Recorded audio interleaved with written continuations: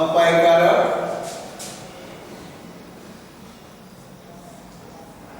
घटक। आता अपायकारक म्हटलंय की जे आपल्याला त्रासदायक आहेत, जे आपल्या घरातील सामानाची नासधूस करतात, त्यांना आपण अपायकारक घटक म्हणतो। आता उदाहरणार्थ अपायकारक घटकामध्ये उंदीर घ्या,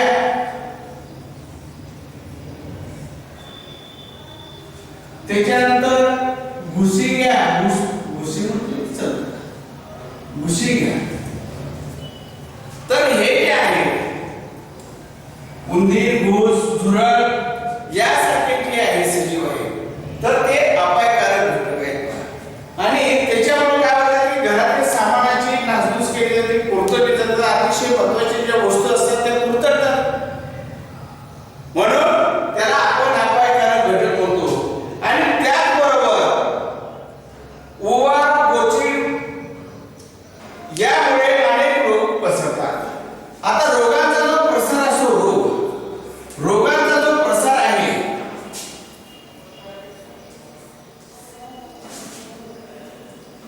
डोक्यामध्ये असणाऱ्या उवा,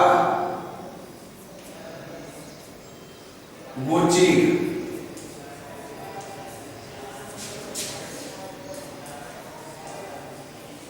पिसवा, रोगाचा प्रसार होतो। याच्यापासून रोगाचा प्रसार होतो। म्हणून एक लक्षात ठेवा, आपली वैयक्तिक स्वच्छता ठेवणे गरजेचं असतं। डोक्याचे केस कधी वाढवून घ्यायचे नाही। डोक्यावरून आंघोळ केल्यानंतर केस जे आहेत ते स्वच्छ केले पाहिजे आणि कोरडे केले पाहिजे, नाहीतर डोक्यामध्ये हे होतं वरची संख्या होते, चिकटून बसतात आणि रक्त शोषून घेत असतात। गोची तसंच आहे आणि पिसवा पण तसेच आहे। म्हणून त्याचं औषध वेगळं असतं, त्याचं वेगळं असतं, त्याचं वेगळं असतं। जर जनावरांना जर समजा गोचरांची संख्या जास्त झाली असेल, तर पिसवाची संख्या त्याच्या अंगावरती जास्त झाली असेल, बुटास नावाचं एक औषध असतं, जर त्याच्या सहाय्याने जर ती जनावर जर धुतली, त्याचा वापर केला, तर रोगाचा किंवा आजाराचा फायदा होऊ शकत नाही। हे आपल्याला अपायकारक घटक आहे।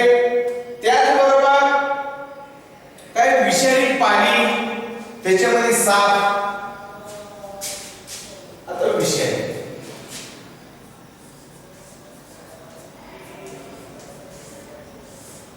घटक आहे, साप आहे, पाणी बी असतात, कोळी बी असतो बाबा, हे घ्या, हे झाले विषारी घटक। आणि त्याच्यानंतर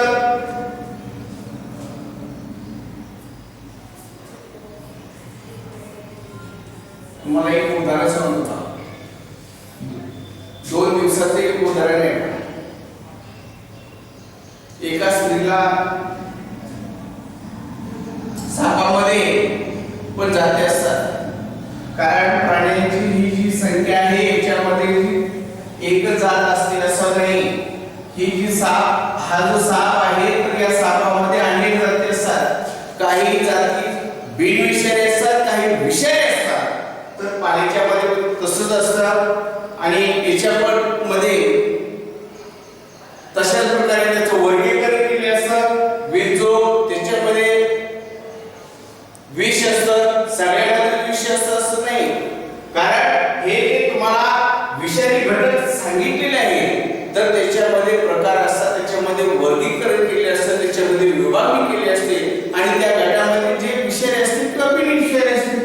तुम्हाला याच्यामध्ये परड्याच्या बाबतीमध्ये सांगतो बघा, सापामध्ये सांगितलं की काही विषारी असतात, तो जर त्याचा दंश झाला, दंश होणे म्हणजे चावणे, जर चावला तर काय होतं बघा, मृत्यू। म्हणून तात्काळ काय केलं पाहिजे बघा, की आपण त्याला रुग्णालयामध्ये त्याला आपण घेऊन गेलं पाहिजे बघा। त्याच्यानंतर बघा, परवाचं एक उदाहरण सांगायचं राहिलं की परवा एका स्त्रीला बघा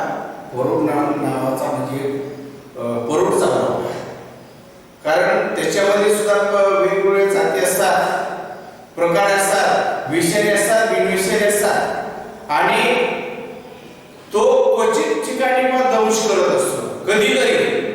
मग एक स्त्री त्या सोयाबीन जात असताना काय झालं बा, जात असताना त्या स्त्रीचा पाय त्याच्यावरती पडला. पडल्यानंतर त्या परड्याला काय केलं बा, वरून नावाचा जो होता त्याने दंश केला. दंश केल्यानंतर ती स्त्री बेशुद्ध झाली. बेशुद्ध झाल्यानंतर दवाखान्यात घेऊन गेल्यानंतर त्या ठिकाणी त्याला त्या स्त्रीला ती मृत्यू घोषित केलं. लक्षात घ्या, कारण त्याच्यामध्ये विष जे असतं ते अतिशय जास्त असतं, सापापेक्षा जास्त प्रमाणात विष त्याच्यामध्ये असतं बा. मग हे विषारी घटक आहेत आणि त्याच्यानंतर प्राण्याप्रमाणे वनस्पती काही अपायकारक आहेत. तर वनस्पतीमध्ये कोणत्या वनस्पती अपायकारक आहेत बा, कारण एकच वनस्पती असते असं नाही बा. वनस्पतीविषयी माहिती घेत असताना त्याचे गट पाडलेले असतात, त्याचं वर्गीकरण केलेलं असतं आणि वर्गीकरण करत असताना अपायकारक मध्ये अपायकारक वनस्पती,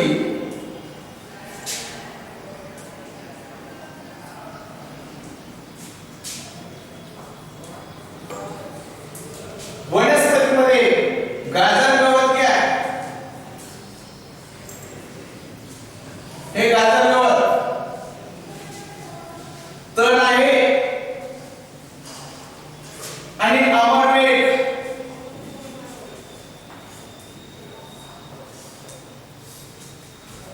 अपायकारक आहे. त्याचबरोबर खालकुळीच्या शेंगा, आळूची पाने यांना जर आपण हात लावला तर अंगाला खाज सुटते. गडे घाणेरी या वनस्पतींना वास उग्र असतो. दोतरा ही विषारी वनस्पती आहे. कवक, शेवाळ यांची जर वाढ झाली, कवक आणि शेवाळ कोणत्या ठिकाणी असतं, पाण्यात. ज्या ठिकाणी पाण्याचं प्रमाण सतत राहतं, टिकून राहतं, अशा ठिकाणी कवक आणि शेवाळाचं प्रमाण जास्त दिसून येतं. कवक आणि शेवाळ. शेवाळावर आपला पाय पडल्यानंतर आपण घसरतो, घसरून पडतो, कारण गुळगुळीत राहतं. केळीच्या सालपाटावर पाय पडल्यानंतर कसं घसरतो, बरोबर तशा पद्धतीनं घसरतो. मग याच्यामुळे हे पण आपल्याला अपायकारक आहे. लक्ष द्या, कारण याच्यामुळे काय होतं बा, महत्वाचं एक आहे की पाणी.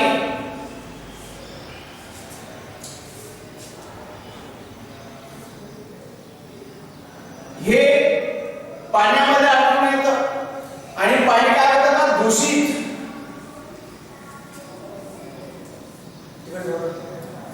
दूषित होतं, अस्वच्छ, घाणेरडं आणि अस्वच्छ पाण्याचा जर उपयोग जर पिण्यासाठी जर केला तर त्याच्यामुळे आजाराचा फैलाव होतो, रोगाचा फैलाव होतो आणि आजार फैलावतात, रोगाची साथ पसरते आणि त्याच्यासाठी मग हे अपायकारक घटक या ठिकाणी दिसून येतात. म्हणून स्वच्छता राखणं सुद्धा गरजेचं असतं. आता त्याच्यानंतर एक शेवटचा मुद्दा आलेला आहे पहा. त्या मुद्द्याविषयी फक्त 1-2 ते 3 मिनिटांमध्ये त्या मुद्द्याविषयी माहिती घेऊ. तो मुद्दा आहे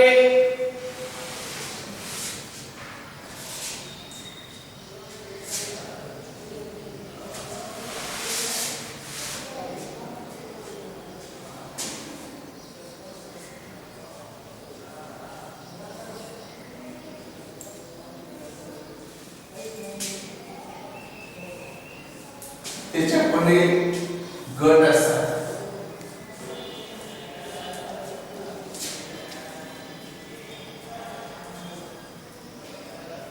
शाकाहारी,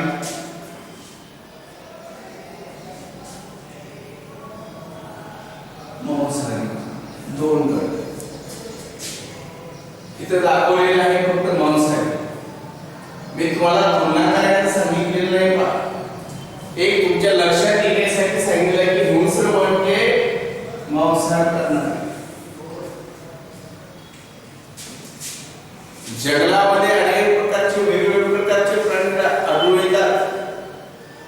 निसर्गात जर आपण गेलो तर त्या निसर्गाच्या सानिध्यात गेल्यानंतर वेगवेगळ्या प्रकारचे पक्षी प्राणी आढळून येतात आणि त्याच्यामध्ये हिंस्र म्हटलं की जे शाकाहारी प्राणी आहेत, हे प्राणी आहेत, ते काय करतात की या प्राण्यांची शिकार करतात. उदाहरणार्थ ससा असेल, अरे तर अशा प्राण्यांची आता कोणते प्राणी आहेत का त्याच्यामध्ये वाघ, लांडगे, बिबट्या. तर असे जे मांसाहारी प्राणी आहेत, मांसाहारी कोणतं हिंस्र कशा म्हणतात की जे इतर दुसऱ्या प्राण्यांची शिकार करून आपलं जीवन जगतात त्याला हिंस्र प्राणी म्हणतात. तर त्याच्यामध्ये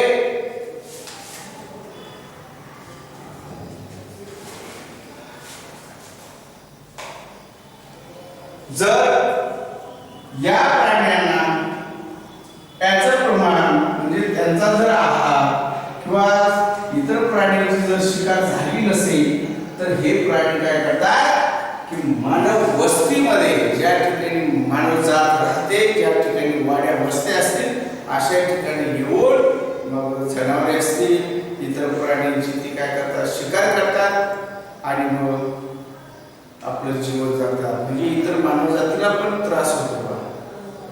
अनेक लोक परेशान होतात. म्हणून या ठिकाणी हा जो हिंस्र प्राणी, हा जो वाईट मुद्दा आहे त्याच्यामध्ये एक लक्षात घ्या की हे जंगलामध्ये आढळून येतात. कारण किती जरी केलं तर त्याच्यामध्ये गट असतात, एक शाकाहारी आणि मांसाहारी. प्राण्यामध्ये सुद्धा प्राण्याची माहिती घेत असतात. नंतरच्या घटकामध्ये आहे त्याची माहिती तुम्हाला सविस्तर सांगतो. तात्पुरतं या ठिकाणी फक्त हिंस्र प्राणी कशाला म्हणतात याविषयी आहे का जे प्राणी फक्त शाकाहारी तर गवत खाणारे जे प्राणी असतात, उदाहरणार्थ ससा असेल, हरिण असेल, असे जे प्राणी असतात त्या प्राण्यांची हत्या करून, त्या प्राण्यांची शिकार करून जे आपले जीवन जगतात त्यांना मांसाहारी म्हणजे हिंस्र प्राणी. तर अशा पद्धतीनं हा मुद्दा आपला संपलेला आहे आणि याच्या नंतर तासाला माहिती घेऊ. मुलांनो, याच्या अगोदरच्या तासाला आपण सजीव सृष्टी या घटकाविषयी आपण जी माहिती घेतली त्याच्यामध्ये सजीवांची जी वैशिष्ट्ये होती, जी लक्षणे होती त्या लक्षणाविषयी माहिती घेतली आणि त्याच्यामध्ये महत्त्वाचं एक आहे की सजीवाचं पहिलं लक्षण वाढ, दुसरं श्वसन, तिसरं उत्सर्जन आणि त्याच्यानंतर चौथं जे लक्षण होतं चेतना क्षमता व हालचाल आपल्याला म्हणतो आणि त्याच्यानंतर प्रजनन म्हणजेच पुनरुत्पादन याविषयी माहिती घेतली आणि त्याच्यानंतर ठराविक कालमर्यादा हा पॉइंट झाल्यानंतर, हा मुद्दा झाल्यानंतर आज आपण एक पेशीमय रचना याविषयी माहिती घेणार आहोत. आता पेशीमय रचना म्हणजे या ठिकाणी पेशीमय रचनेविषयी माहिती घेत असताना जे सजीव लहान लहान घटकांनी बनलेले असतात त्याला पेशी म्हणतात. पेशी म्हणजे काय की जे सजीव जे घटक म्हणजे लहान लहान घटकापासून बनलेले असतात त्याला पेशी म्हणतात. तर त्याच्यामध्ये पेशी रचना याच्याविषयी माहिती घेत असताना एक लक्षात घ्या त्याच्यामध्ये एक पेशीय सजीव आहे, काही बहुपेशीय सजीव आहे. असे काही सजीव आहेत की जो सजीव फक्त एका पेशीपासून बनलेला असतो त्याला एक पेशीय सजीव म्हणतात. म्हणजे त्याच्यामध्ये एक पेशीय सजीव एक पेशीय सजीव एक पेशीय सजीव एक पेशीय सजीव मध्ये याची व्याख्या लक्षात घ्या. जो सजीव फक्त एका पेशीपासून बनलेला असतो त्यास एक पेशीय सजीव म्हणतात. आणि त्याच्यामध्ये उदाहरण जर पाहिलं आपण एक आहे पहिलं अमिबा, नंबर 2 पॅरामेशियम,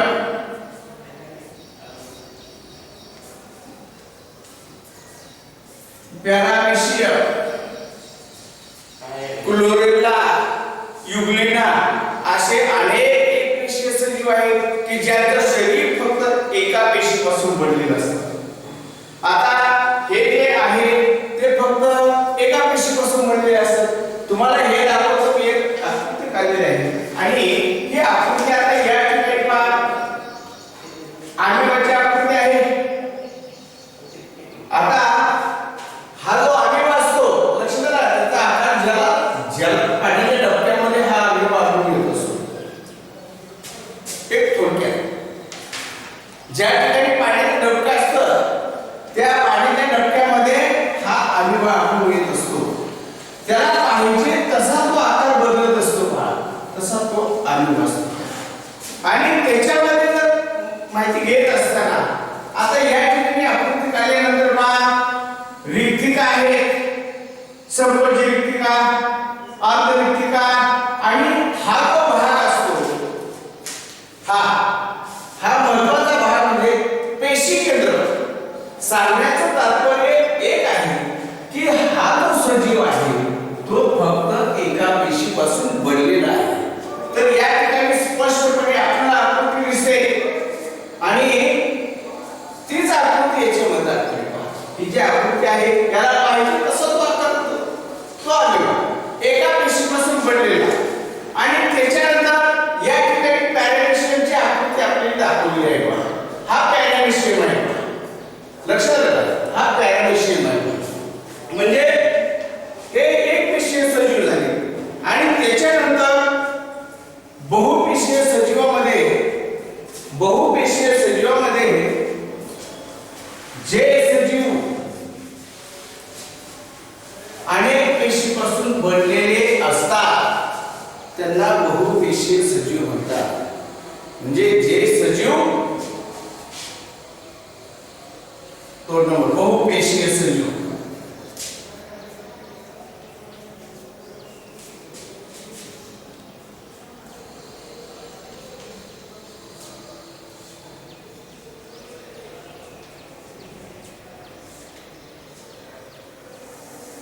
त्याची व्याख्या कोणती आहे?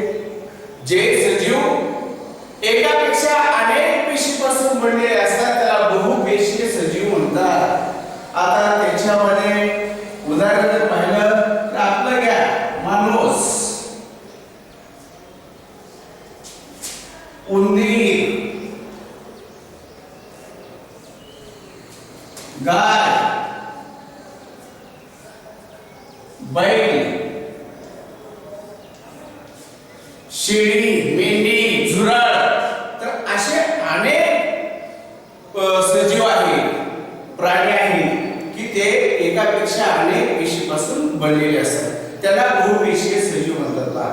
तर त्याच्यानंतर या विषयी माहिती घेत असताना सजीव हा एक पेशीय असो अथवा बहुपेशीय असो, त्याच्यामध्ये वडाचे झाड पण येतं पहा बहुपेशीय मध्ये, कांद्याचे रोप पण येतं पहा, हे बहुपेशीय आहे. सजीव हा एक पेशीय असो अथवा बहुपेशीय असो, तर त्या सजीवातील प्रत्येक पेशीमध्ये जी असतात लक्षणं असतात ती लक्षणं ही एकसारखी दिसून येत असतात. लक्षणं जी असतात ती प्रत्येकामध्ये दिसून येतात. तर त्याच्यानंतर या एक पेशीय सजीव आणि बहुपेशीय सजीवानंतर दुसरा जो मुद्दा आहे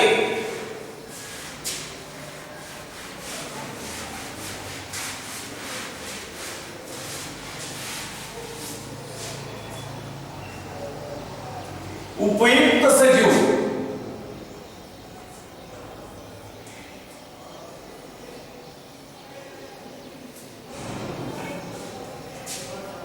उपयुक्त सजीव या मुद्द्याविषयी आपण माहिती घेणार आहोत.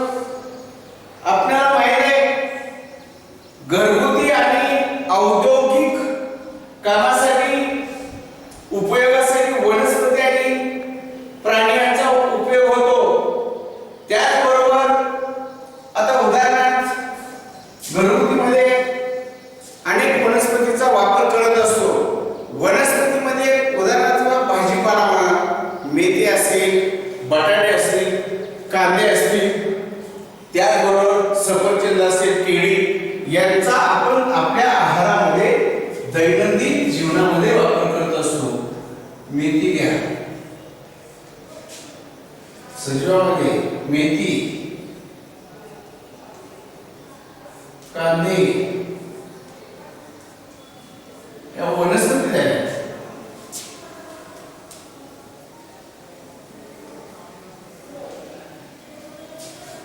सफरचंद,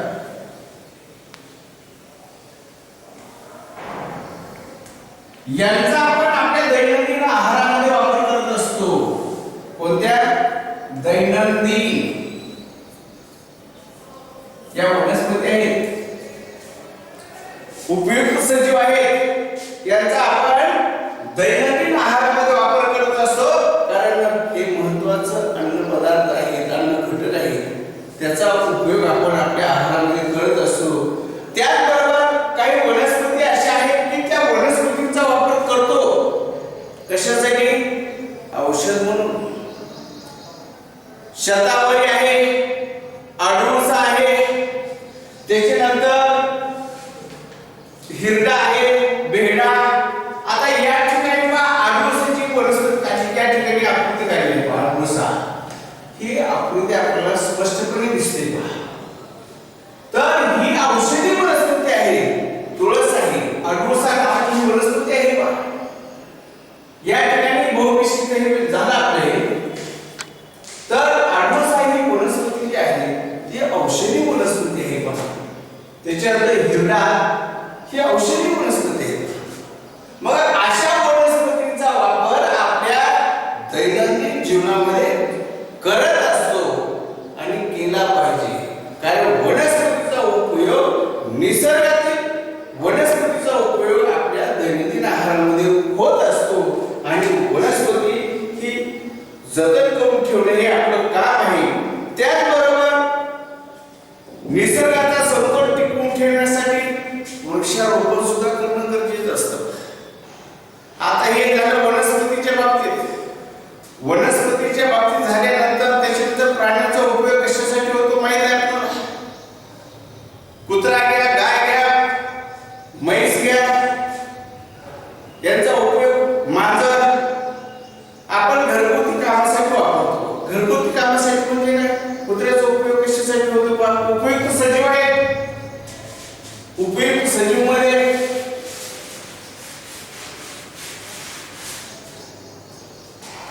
एक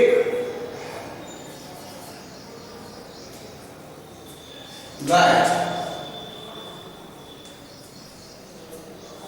म्हैस,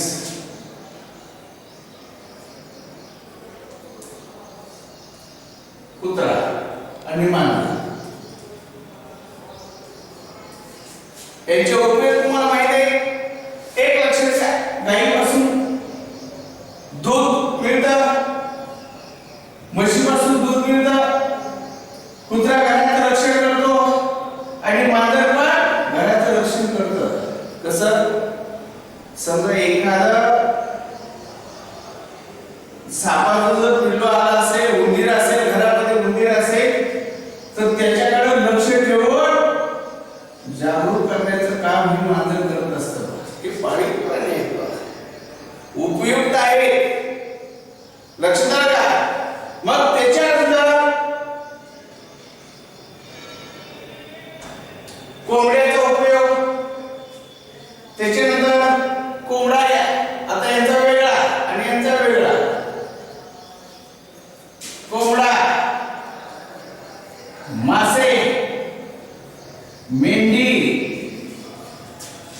आणि बकरी, शेळी.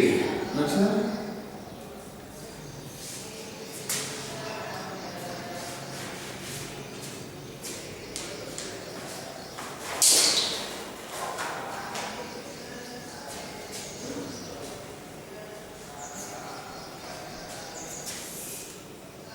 कोंबडा, मासे, मेंढी.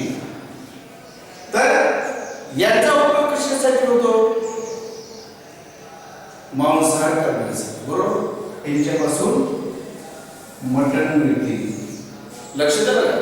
त्याच्यासाठी त्याचा उपयोग होतो. पहा आता त्याचबरोबर त्याच्यानंतर एक मुद्दा महत्वाचा आहे बघा. हे राहिलं, महत्वाचंच राहिलं म्हणजे कोणतं? बघा, बैल, उंट याचा उपयोग कशासाठी होतो? बैल, उंट आणि घोडा. घोडा हे पहा महत्वाचे प्राणी आहेत. फार पूर्वी जर शेतातून किंवा जंगलातून सामानाची जर ने-आण करण्यासाठी ज्याचा उपयोग केला जात होता ती या प्राण्यांचा उपयोग केला जात होता. पूर्वीचा तुम्हाला इतिहास माहित असेल की हे जे प्राणी आहेत या प्राण्यांचा उपयोग जड सामानाची ने-आण करण्यासाठी यांचा उपयोग केला जातो. कष्टाची कामं करण्यासाठी यांचा उपयोग केला जातो. म्हणजे शेतामध्ये काम करण्यासाठी पण याचा उपयोग केला जातो. जड सामानाची ने-आण करण्यासाठी याचा उपयोग केला जातो.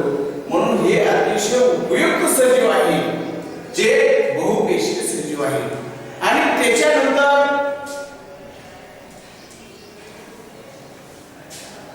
एक राहिलं, फक्त एक राहिलेलं आहे की जो की सजीव शेतकऱ्याचा मित्र आहे.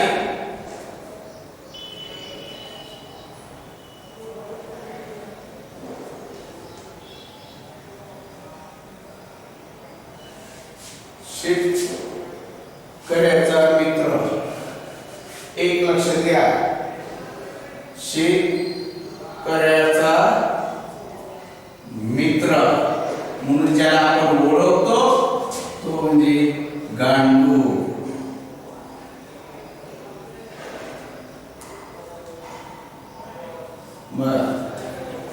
हा शेतकऱ्याचा मित्र का म्हटलं जातं? परीक्षेला 2 मार्कासाठी प्रश्न विचारला जात असतो. गांडुळाला शेतकऱ्याचा मित्र म्हणतात. हा मित्र काय म्हणतात? तर हा जो गांडूळ आहे तो जमिनीमध्ये गेल्यानंतर जमीन भुसभुशीत होते, म्हणजे एक प्रकारची नांगरणी केल्यासारखी होते. कारण म्हणजे विष्ठेतून जी माती बाहेर येत असते ती अतिशय मौसूर असते, चांगली असते, सुपीक असते. म्हणून त्याला शेतकऱ्याचा मित्र म्हणतात. कारण गांडुळाचं नाव शेतकरी काय आज काय करायला लागला की शेतामध्ये जास्त करून गांडूळ खतच वापरू लागला. नाहीतर रासायनिक खत आणि कंपोस्ट खत याच्यामध्ये तुम्हाला फरक माहिती आहे का?